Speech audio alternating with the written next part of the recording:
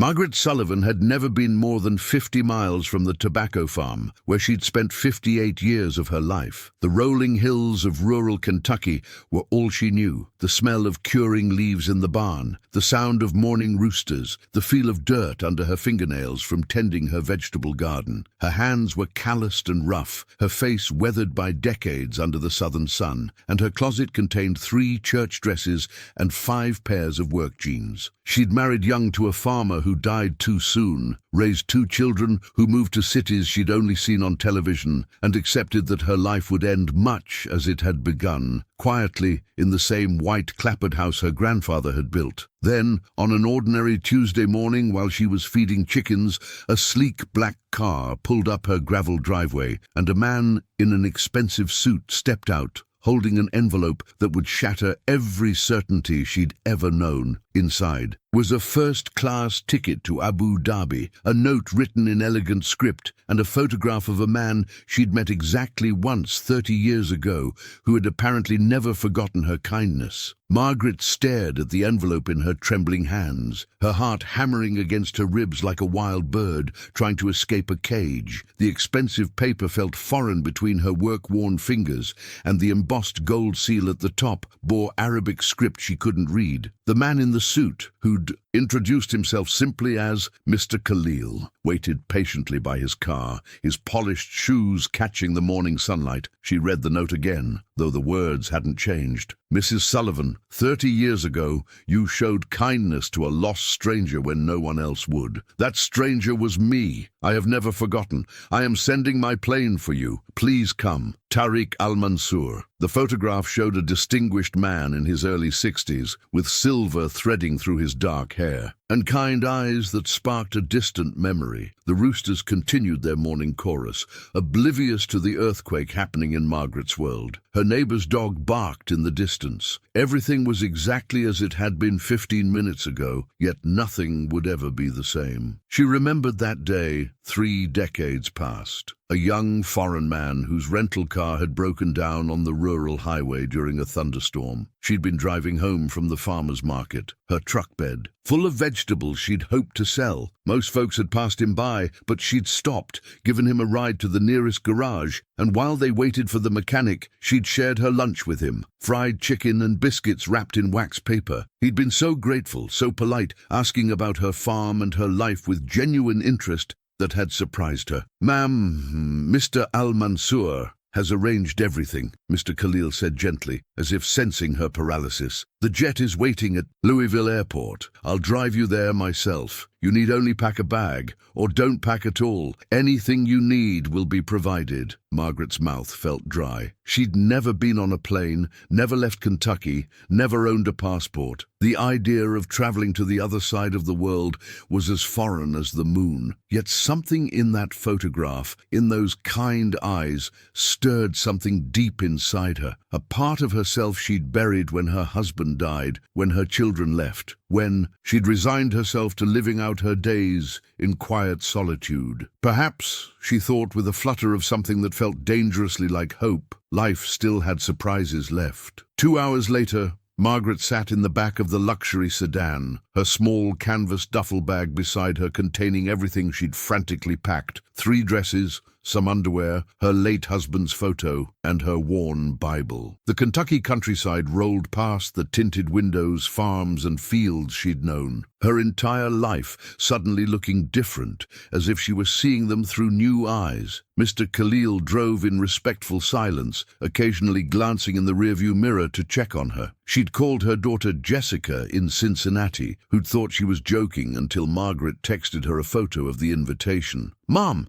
this is insane," Jessica had said, her voice tight with concern. "You don't know this man. This could be dangerous. Human trafficking is real." But Margaret had felt something shift inside her during that phone call, a stubborn determination she hadn't felt in years. "I'm 58 years old, Jessica," she'd replied, surprising herself with the firmness in her voice. "I've spent 3 decades being safe, being careful, being exactly who everyone expected me to be. If this man wanted to hurt me, he wouldn't have sent an engraved invitation and a private driver. Maybe it's crazy, but I'm going. If I don't, I'll spend the rest of my life wondering. Her son Michael in Chicago had been less dramatic, simply saying, "Take your phone, Mum, and call us every day." And honestly, good for you. When's the last time you did something just for yourself? That question had struck her deep. She couldn't remember. Everything had always been for the farm, for her late husband James, for the kids, for responsibility and duty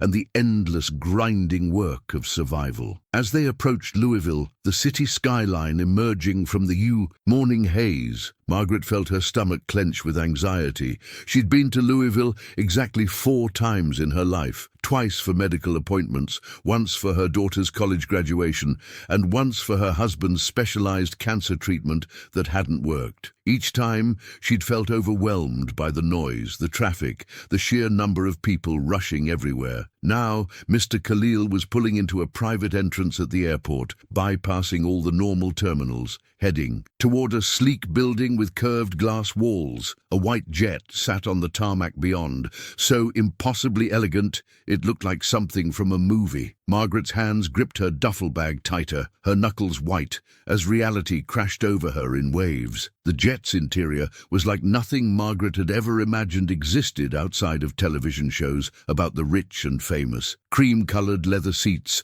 that looked more like armchairs faced each other across polished wood tables. The carpet was so plush, her worn sneakers sank into it. Crystal glasses sparkled in recessed cabinets, and fresh orchids adorned small vases secured to the tables. A flight attendant named Amira, wearing an elegant uniform and a warm smile, greeted her in accented English. "Mrs. Sullivan, welcome aboard. Please make yourself comfortable. We'll be departing shortly. Can I bring you something to drink? Coffee? Tea? Juice?" Margaret could only nod mutely, overwhelmed by the luxury surrounding her. She chose a seat by the window, setting her humble duffel bag on the chair beside her, where it looked absurdly out of place. As the jet taxied down the runway, Margaret gripped the armrests, her heart racing. She'd never flown before. The engines roared, and suddenly they were lifting, the ground falling away, Louisville shrinking below her until the city looked like a child's toy. She pressed her face to the window,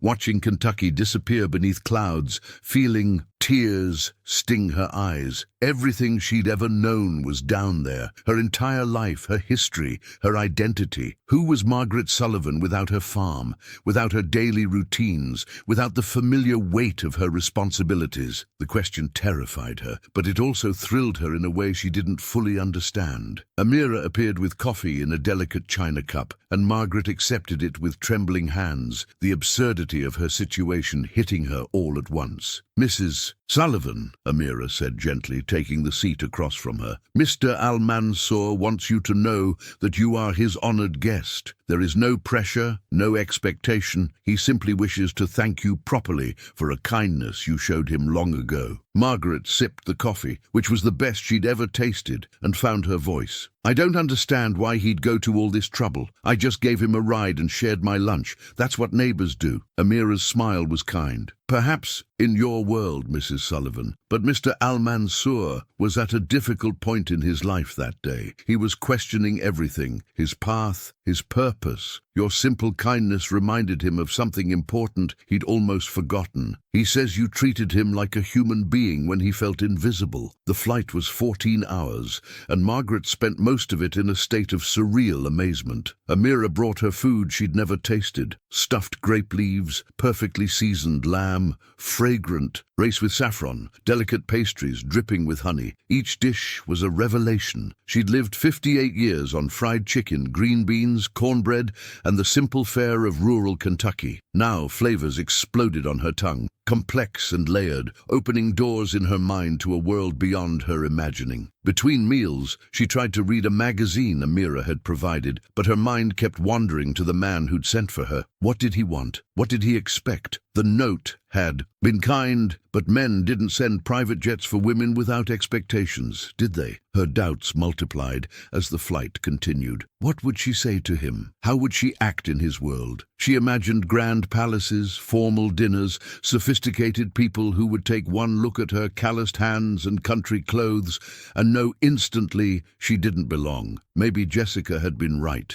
Maybe this was madness. She could ask the pilot to turn around, go home, forget this had ever happened. But then she remembered Michael's question, "When's the last time you did something just for yourself?" The answer still haunted her. Never. She'd done things for James, for the kids, for the farm. She'd sacrificed her dreams, small as they were, for survival, for duty, for everyone and everything except herself. If she turned back now, she'd be choosing safety over possibility, fear over courage. As the sun set somewhere over the Atlantic, Margaret made a decision. She would see this through. She would meet Tariq Al-Mansour, accept his thanks with grace, and allow herself this one adventure before returning to her ordinary life. Even if nothing came of it, even if she felt out of place and uncomfortable, she would have this memory, this extraordinary detour from the expected path. She would have proof that she'd been brave, even if only once. Amira brought her a blanket and showed her how to recline the seat into a bed. As Margaret lay there, cocooned in luxury, watching the stars through the oval window, she whispered a prayer of gratitude mixed with apprehension, asking God to watch over her as she stepped into the unknown. Margaret woke to Amira's gentle touch on her shoulder. "Mrs. Sullivan, we're beginning our descent into Abu Dhabi." She blinked, disoriented, then remembered where she was. The window revealed a landscape that seemed from another planet. Endless desert sands glowing gold in the morning sun. And then, suddenly, a city rising from those sands like a mirage. Towers of glass and steel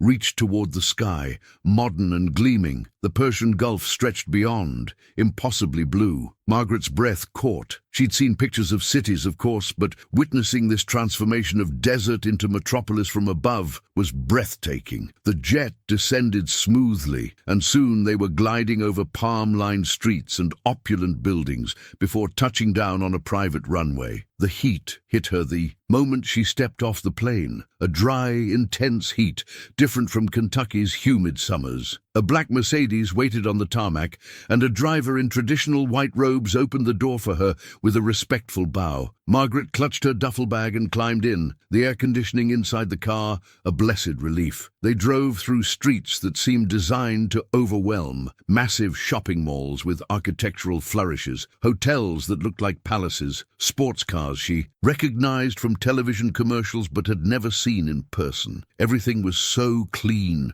so modern, so utterly foreign. She felt like a country mouse who'd wandered into a fairy tale, except this was real, and she was wide awake. The car eventually turned into a gated estate, passing through security checkpoints where guards nodded respectfully. The drive wound through landscaped gardens, impossible in this desert climate, she realized, and therefore a display of wealth beyond her comprehension. Fountains sparkled in the sunlight, date palms swayed in the breeze, and then the house came into view. Except house was inadequate. It was a palace of white stone and arched windows, traditional Arabic architecture mixed with modern elegance. The car stopped before massive wooden doors, and Margaret's hands shook. This was real. This was happening. A man emerged from the entrance, and even from a distance she recognized him from the photograph. Tariq Al-Mansour walked toward her car, and Margaret realized with surprise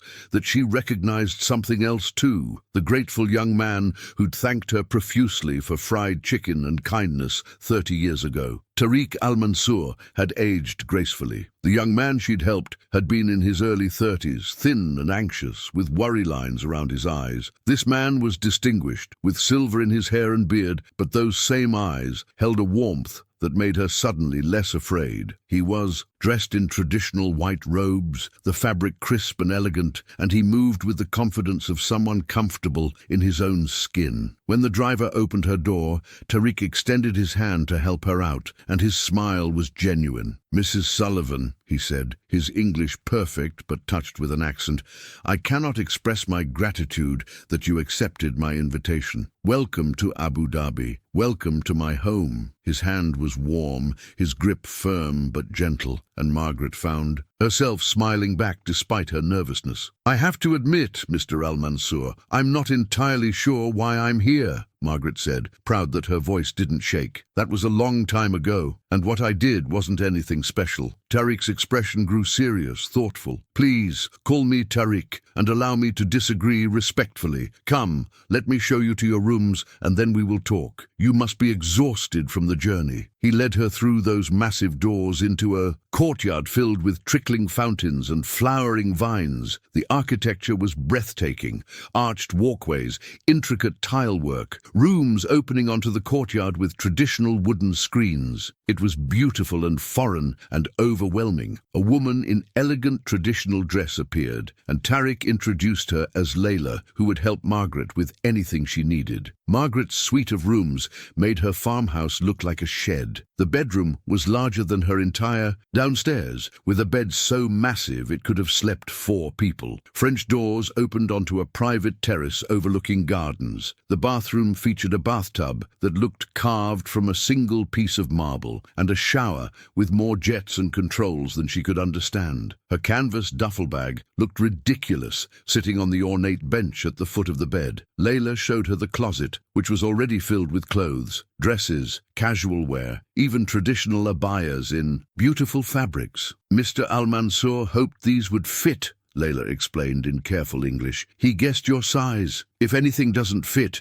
or isn't to your taste, we can have new items brought within hours." Margaret could only stare, overwhelmed by the thoughtfulness and the extravagance. After Layla left her alone to rest and freshen up, Margaret sat on the edge of that enormous bed and let herself feel the full weight of her situation. She'd traveled halfway around the world to a place she didn't understand, to stay with a man she'd met once decades ago, for reasons that still weren't clear. This was insane. This was dangerous. This was also the most alive she'd felt in years. She walked to the French doors and stepped onto the terrace. The garden below was lush, despite the desert climate. Roses, jasmine, bougainvillea climbing the walls. Beyond the estate walls, she could see the city skyline shimmering in the heat. A call to prayer echoed from a nearby mosque, the melodic Arabic words floating on the hot air, and Margaret felt tears slip down her cheeks without fully understanding why. She thought about James, dead now for 10 years from the cancer that had eaten through their savings and their hope. She thought about her children, living their own lives in distant cities, calling dutifully once a week, but with less and less to say. She thought about the farm that had been both her prison and her purpose. The endless cycle of planting and harvesting and maintaining that gave structure to empty days. She'd been so busy surviving that she'd forgotten about living. When had that happened? When had she stopped being Margaret Sullivan, the girl who'd once dreamed of travel and adventure, and become just Mom, just the farmer's wife, just the woman who existed to serve others? Standing on this terrace in Abu Dhabi, she felt that buried self stirring, waking up after a long sleep. A knock on the door interrupted her thoughts. It was Layla, bringing fresh lemonade and informing her that Tariq had invited her to join him for lunch on the main terrace when she was ready. Margaret looked at the clothes in the closet, then at her own faded jeans and simple blouse. She was tempted to dress up, to try to fit into this world, but something stubborn rose in her chest. She was Margaret Sullivan from rural Kentucky. She'd come here as herself, not as someone trying to be something she wasn't. She splashed cool water on her face, ran a brush through her short graying hair, and headed out to meet her mysterious host, ready to finally understand why he'd brought her here. The main terrace overlooked the entire estate, with views across the gardens to the city beyond. A table had been set with simple elegance, white linens, fresh flowers, beautiful but not ostentatious. Tariq stood when she approached, and Margaret noticed he'd changed from his traditional robes into slacks and a crisp white shirt, as if trying to meet her halfway. "Please sit," he said, gesturing to the chair across from him. "I hope your rooms are comfortable." Margaret sat, accepting the cool drink a servant poured for her. They're beautiful, overwhelming, honestly. I feel like I'm in a dream." Tariq smiled. "I imagine this is very different from Kentucky." She laughed, a genuine sound that surprised her. "That's the understatement of the century." Lunch was served. Grilled fish, fresh salads, rice pilaf with nuts and dried fruit, flatbread still warm from the oven. The food was delicious but not intimidating, and Tariq ate with obvious enjoyment, putting her at ease. They made small talk about the flight, the weather, the adjustment to the time difference, but Margaret could sense he was building towards something, choosing his words carefully. Finally, after the servants cleared the plates and left them alone with Arabic coffee and dates, Tariq leaned forward, his expression serious. "Mrs. Sullivan, Margaret, if I may, I owe you an explanation for this extraordinary invitation, and the truth is both simple and complicated." He paused, gathering his thoughts, and Margaret waited, her heart beating faster. 30 years ago, I was not the man you see before you," Tariq began, his voice quiet but firm. "I was the youngest son of a wealthy family, yes, but I was also lost. My father had died suddenly, and I was drowning under expectations I didn't know how to meet. I'd been traveling through America, trying to escape my responsibilities, trying to figure out who I was, beyond my family name and wealth. When my car broke down in the rain on that Kentucky highway, I'd actually been contemplating whether I should just disappear entirely, abandon my inheritance, my family obligations, everything." Margaret's eyes widened. She hadn't known any of this. Tariq continued, "Person after person drove past me. Some slowed down, looked at me, and kept going. In their eyes I saw suspicion, maybe fear. A foreign man alone in rural America. I understood their caution, but it deepened my sense of invisibility, of being unwelcome in the world." "Then you stopped," Tariq said, and his eyes grew bright with emotion. "This woman in a battered truck, with vegetables in the back, her clothes simple and worn. You rolled down your window and asked if I needed help, not with suspicion, not with fear, with genuine human concern. You drove me to the garage, waited with me, shared your lunch. But more than that, you talked to me like I mattered. You asked about my life, my thoughts. You told me about your farm, your children, your late husband who just passed. You treated me like a friend, like a neighbor, like a person worthy of your time and attention." Margaret remembered that day differently. She'd just done what seemed right, what any decent person would do, but she was beginning to understand that her right wasn't everyone's right. "When the mechanic finally fixed my car and I prepared to leave, you said something I've never forgotten," Tariq continued. "You said, whatever you're running from or toward, I hope you find peace with it. Life's too short to carry burdens that aren't yours to bear." You couldn't have known, but those words struck me like lightning. That night, in a motel in the next town, I made decisions that changed everything. I returned to Abu Dhabi. I took over my family's business, but I vowed to build something different, a company that treated every employee with the dignity you'd shown me, that saw people as human beings first and resources second. I vowed to remember that kindness and respect cost nothing but mean everything. Margaret sat stunned, trying to reconcile her small act of basic decency with this man's transformation. "Tariq, I don't know what to say. I was just being neighborly. That's how I was raised." He smiled, a warm, understanding smile. "Yes, and that's precisely why it mattered so much. It wasn't calculated or strategic. It was just who you are, your authentic character showing through. Over the years, I've built my business into one of the largest shipping companies in the Middle East. I've employed thousands of people. I've given millions to charity, but I've never forgotten the woman who showed me that true wealth isn't in money or status, but in how we treat each other, especially when no one's watching and there's nothing to gain." "So that's why you're here," Tariq said, leaning back in his chair. "I want to thank you properly. I want you to see that your kindness had consequences you never imagined. And, if I'm being completely honest, I want to know you better. The woman who showed such grace to a stranger without expecting anything in return." Margaret felt her cheeks warm. She wasn't used to being seen, really seen, especially not by a man. Since James died, she'd been functionally invisible, just another older woman in a world that prized youth and beauty. "I don't need thanks," she said quietly, "and I certainly didn't need you to send a private jet. A letter would have sufficed." Tariq laughed, a genuine, delighted sound. Would you have believed a letter, or would you have dismissed it as a scam? She had to admit he had a point. If a letter had arrived claiming some billionaire remembered her from 30 years ago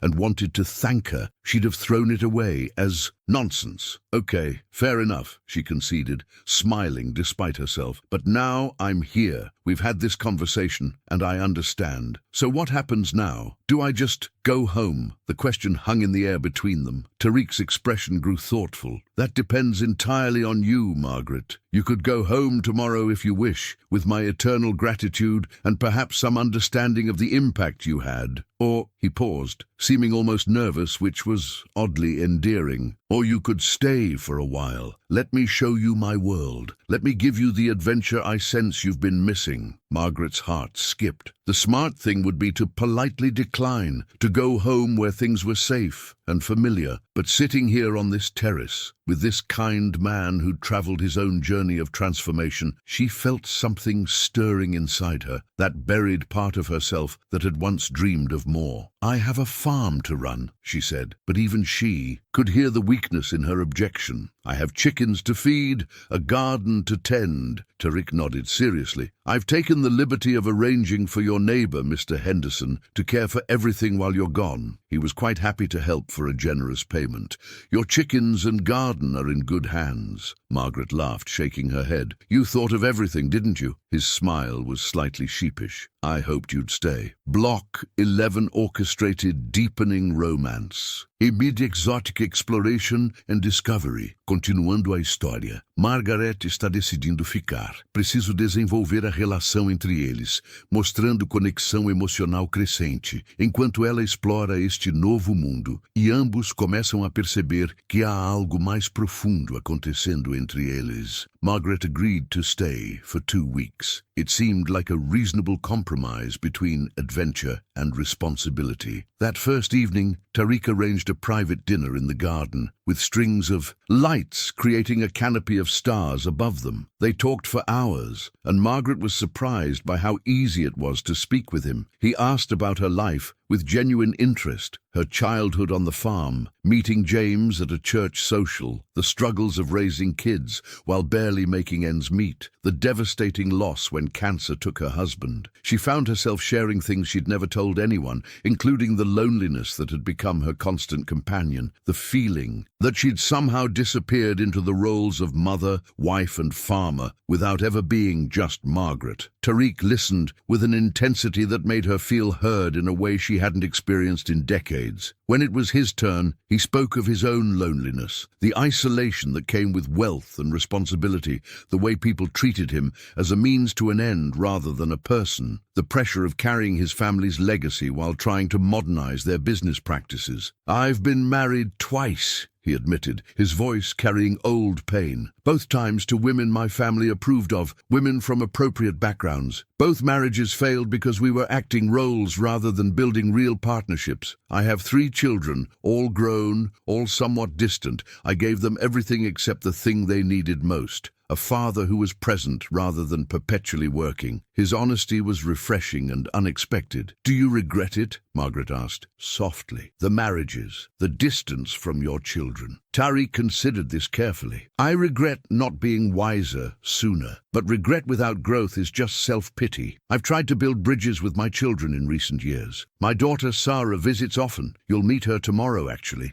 She's curious about you, the woman her father has spoken of with such respect all these years. The thought of meeting his daughter made Margaret nervous, but also oddly pleased. As the evening wound down and the desert air cooled, Tariq walked her back to her rooms, and at her door, he took her hand briefly. Thank you for staying, Margaret. I think we both needed this more than we realized. The next morning, Margaret met Tariq Al-Mansour over breakfast on the terrace. She was a striking woman in her mid-30s, dressed in designer clothes with her father's kind eyes and a directness that reminded Margaret of her own daughter. Sarah studied Margaret openly, and Margaret had the distinct impression she was being evaluated. "So you're the famous Margaret Sullivan," Sarah said, sipping her coffee. "Father has told the story of meeting you so many times I practically had it memorized. I had to see for myself if you were real or some idealized fantasy." Margaret laughed at her bluntness. "I'm definitely real, just a regular woman from Kentucky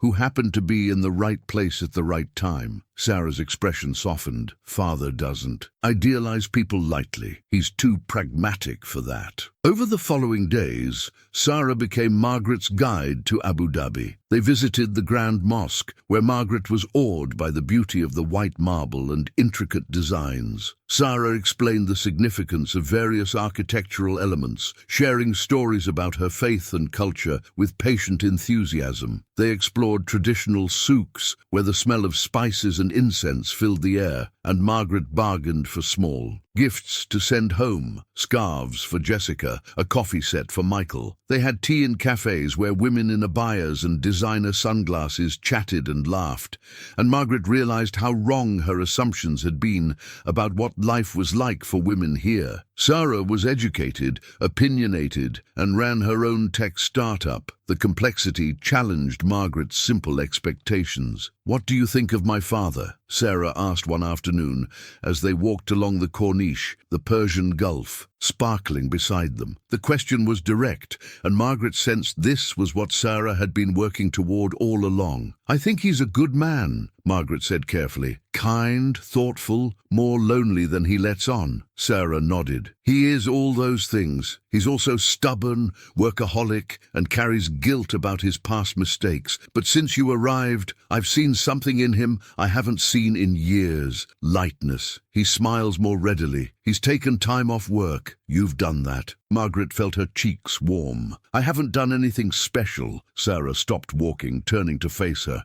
"That's what makes it special, Mrs. Sullivan. You're just being yourself. That's rare in his world. Everyone wants something from him." As the 2 weeks progressed, Margaret found herself settling into a rhythm in Abu Dhabi. Mornings often included breakfast with Tariq, where they'd discuss everything from philosophy to farming techniques. He was fascinated by her practical knowledge of growing things, of working with her hands, of the cycles of seasons and nature. She was fascinated by his stories of building a business empire, navigating international politics, balancing tradition with progress. They were from different worlds, yet they found common ground in their values: integrity, kindness, the importance of treating everyone with dignity. He took her to his company headquarters, a gleaming tower where hundreds of employees greeted him with genuine respect rather than fear. She met his executive team and was struck by their diversity, people from dozens of countries working together. One evening, Tariq arranged for a private dinner in the desert. They drove out beyond the city in a Range Rover, traveling until the lights disappeared and only sand stretched in every direction. A tent had been erected on a dune, filled with carpets and cushions and lanterns. They ate traditional Bedouin food cooked over an open fire: lamb, rice, fresh bread, while the sky transformed into a display of stars so bright it took Margaret's breath away. In Kentucky, light pollution obscured much of the night sky. Here, the Milky Way stretched overhead like a river of light. "I've never seen anything so beautiful," Margaret whispered, tears streaming down her face. Tariq sat beside her, their shoulders nearly touching. "Nor have I," he said softly. But when she looked at him, he was watching her, not the stars. The moment stretched. Between them, charged with possibility. Margaret's heart hammered. She wasn't a young woman anymore. Her body showed every year of hard work and struggle. But in Tariq's eyes, she saw something that made her feel beautiful for the first time in decades. "Margaret," he said, his voice rough with emotion, "I asked you here to thank you, but I'm realizing that was an excuse. The truth is, I've thought about you for 30 years. Not constantly, not obsessively, but you've lived in the back of my mind as proof that genuine goodness exists. And now that you're here, I find myself hoping—" He trailed off, seeming uncertain for the first time since they'd met. Margaret's breath caught. "Hoping what?" she whispered. "Hoping you might feel even a fraction of what I'm feeling," he admitted. Margaret's mind reeled. This successful, sophisticated man was expressing feelings for her, a simple farm woman with calloused hands and worn clothes. It seemed impossible. Yet as she looked into his eyes, she saw vulnerability, hope, and something that looked remarkably like longing. "Tariq," she said carefully, "I'm nobody special. I'm just a widow from Kentucky who grows vegetables and feeds chickens. You could have anyone. Why would you?" She couldn't even finish the sentence. He reached over and gently took her hand. "You see yourself as ordinary. I see a woman who showed kindness when it mattered most, a woman who raised children while grieving her husband, a woman who worked herself to exhaustion,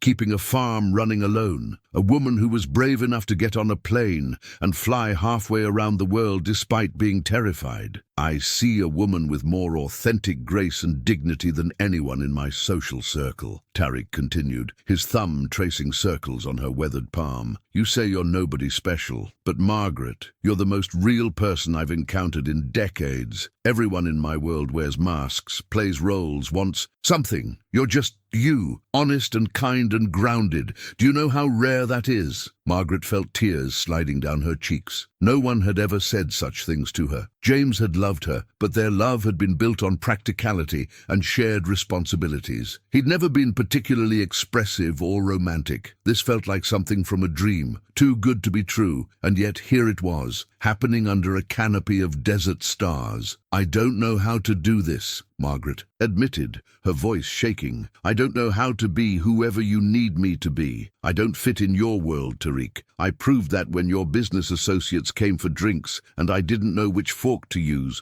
or how to make sophisticated conversation." Tariq's expression grew fierce. "I don't want you to be anyone but who you are. Those people at that dinner, they're colleagues, not friends. They were impressed by you, actually, by your authenticity, your refusal to pretend," Sarah told me. "3 different people commented on how refreshing you were." He paused, then added quietly, "I'm not asking you to fit into my world, Margaret. I'm asking if you'd let me explore what it might mean to find a world we could build together." The 2 weeks became a month. Margaret called her kids regularly, and their initial concern transformed into cautious support. Jessica was skeptical. "Mom, be careful. People don't just give away fairy tales." But even she had to admit her mother sounded happier than she had in years. Michael was more direct. "Mom, you're a grown woman. If this makes you happy, go for it. Just keep your eyes open." Margaret appreciated his trust. She spent her days discovering Abu Dhabi with Sarah or Tariq, and her evenings in long conversations that ranged from philosophy to the mundane details of daily life. They laughed together, argued respectfully about politics and religion, and found surprising alignment in their core values despite their vastly different backgrounds. Tariq introduced her to his world, gradually and thoughtfully. She met his 2 sons via video call. Khalid, who ran the company's European operations, and Rashid, who managed their charitable foundation. Both were polite and curious about the woman who'd captured their father's attention. Margaret attended a charity gala with Tariq, wearing a beautiful emerald dress Sarah had helped her choose, and though she felt out of her depth among the wealthy elite, Tariq never left her side, making introductions and including her in conversations naturally. People who might have dismissed her as a curiosity found themselves charmed by her straightforward manner and genuine interest in their work. But it was the quiet moments Margaret treasured most. Mornings, having coffee in the garden while Tariq read the newspaper, walks along the beach at sunset. An afternoon when she'd been feeling homesick and found Tariq in the kitchen attempting to make fried chicken from a recipe he'd found online. It was terrible, overcooked and underseasoned, but his effort to recreate something from her world touched her deeply. They ended up ordering takeout and laughing about his culinary disaster. "I can negotiate international shipping contracts,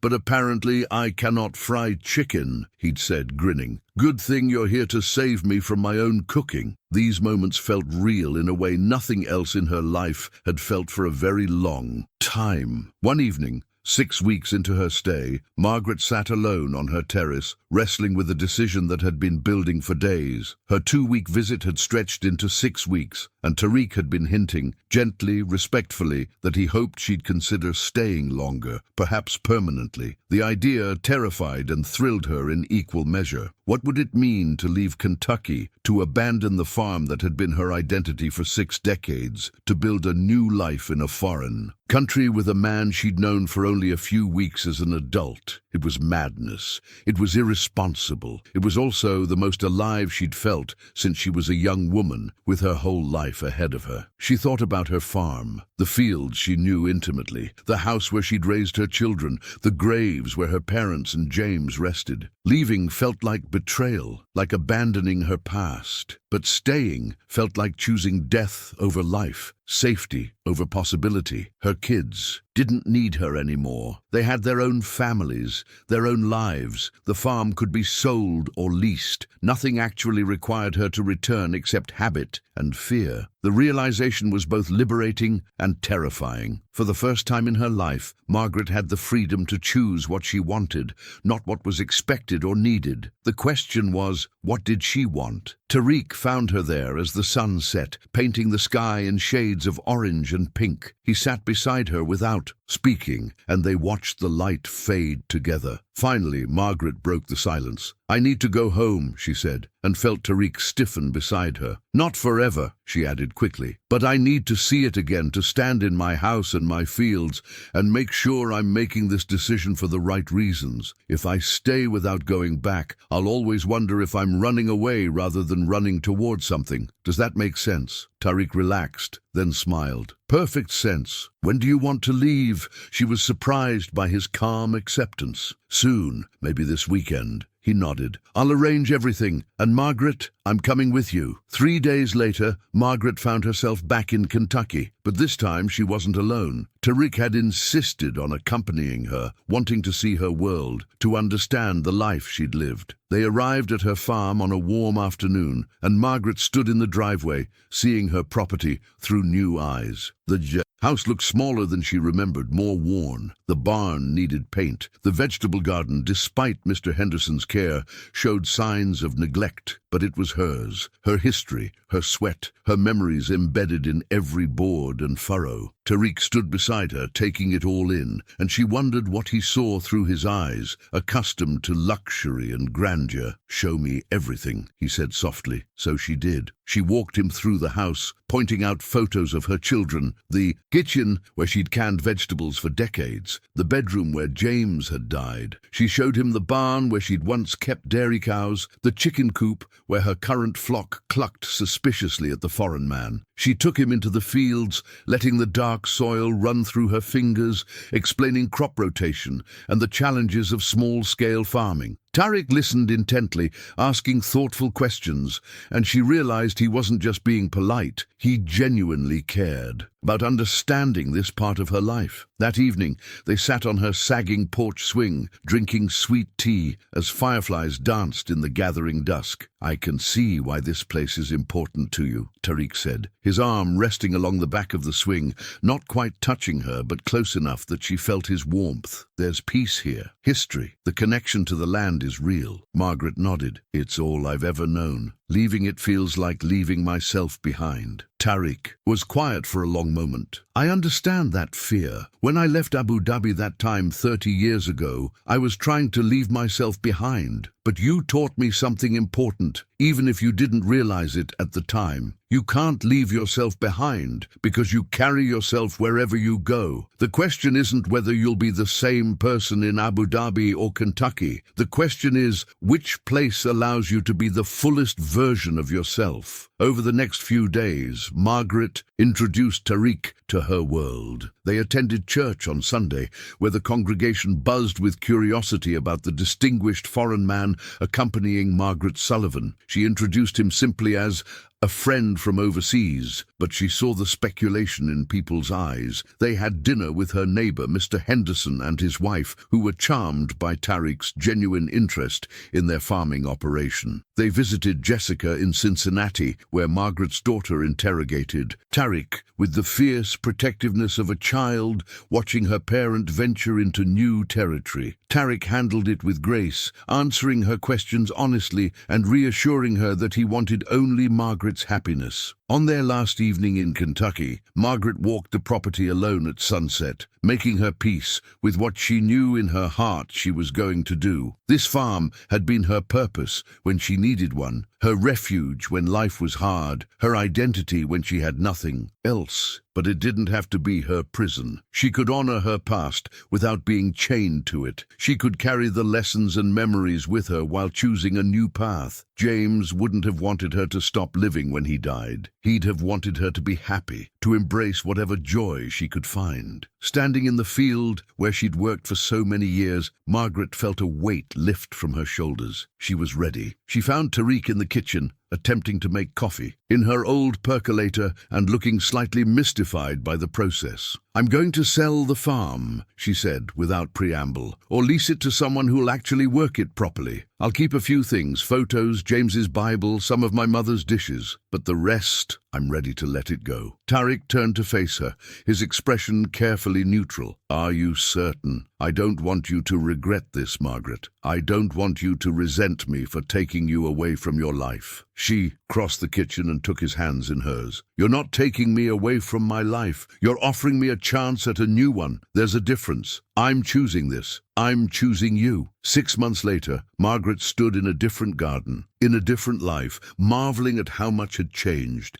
and yet how much she remained herself. The farm had been leased to a young couple eager to try organic farming, with an option to buy in 5 years. Her kids had come to terms with her decision, especially after visiting Abu Dhabi and seeing their mother happy in ways they'd never witnessed before. She'd learned enough Arabic to manage basic conversations. She'd discovered she loved exploring the souks, finding fresh ingredients, and trying new recipes that blended her Kentucky cooking with Middle Eastern flavors. Sarah had become a true friend, and Tariq's sons had accepted her with growing warmth. Most importantly, her relationship with Tariq had deepened into something solid and real. They hadn't rushed into marriage, despite Sarah's teasing. Both had been married before. Both knew the difference between infatuation and genuine partnership. They were building their relationship deliberately, learning each other's rhythms and quirks, navigating the challenges of bridging two very different cultures. Margaret had insisted on maintaining some independence. She'd started a small garden project at a local community center, teaching children about growing vegetables, finding purpose in sharing the knowledge she'd accumulated over decades of farming. Tariq supported this completely, understanding her need to contribute rather than simply exist as his companion. They were building something neither had expected, but both needed, a partnership based on mutual respect, genuine affection, and deep friendship. On this particular evening, they sat in their garden as the sun set, much as they had on Margaret's Kentucky porch months ago. But this time, Tariq took her hand and held it openly, his touch familiar and comforting. "Do you regret it?" he asked softly. "Leaving everything you knew?" Margaret thought about her answer carefully. "I miss some things. I miss my old routines sometimes. I miss the simplicity, but regret, no. Life is too short for regret when you're busy actually living it. You showed me that I could be brave, that it's never too late to choose adventure over safety, possibility over certainty." Tariq brought her hand to his lips and kissed it gently. "You taught me that 30 years ago, Margaret. I'm just glad I finally found you again so I could return the favor." And there, in a garden in Abu Dhabi, a country girl from Kentucky and an Arab billionaire sat together, proof that sometimes the most extraordinary stories come from the simplest beginnings, a kindness shown, a life changed, and the courage to embrace second chances.